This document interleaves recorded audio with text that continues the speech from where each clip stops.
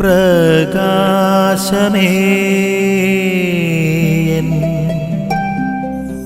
മിഴി തുറക്കുക വേഗം.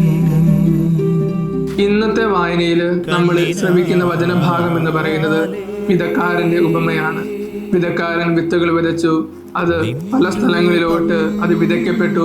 അത് വിതയ്ക്കപ്പെട്ട സ്ഥലങ്ങളിൽ അതിന് അനുയോജ്യമായിട്ടുള്ള രീതിയിൽ അത് വളർന്നു വന്നു എന്നുള്ളതാണ് ഇന്നത്തെ സുവിശേഷത്തിൽ യേശു നമുക്ക് മുന്നിൽ വരച്ചു കാണിക്കുന്ന സവിശേഷത എന്ന് പറയുന്നത്.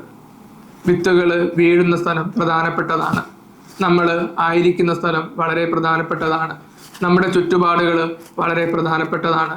ചുറ്റുപാടുകളാണ് ഒരു മനുഷ്യൻ്റെ സ്വഭാവവും അവൻ്റെ ജീവിതവും നിർണ്ണയിക്കുക എന്നുള്ളത് സത്യസന്ധമായിട്ടുള്ള കാര്യമാണ്. നമ്മുടെ ചുറ്റുപാടുകൾ നല്ലതാണ് എങ്കിൽ നമ്മൾ 100 മേനി ഫലം പുറപ്പെടുവിക്കും.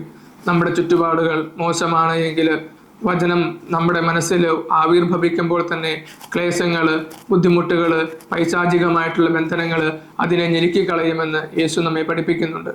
നമ്മുടെ ചുറ്റുപാടുകൾ നല്ലതാണോ അല്ലയോ എന്ന് നമുക്ക് ഇന്ന് വിവേചിച്ചറിയാം.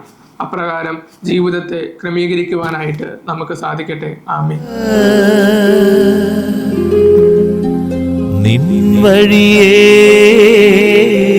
നടക്ക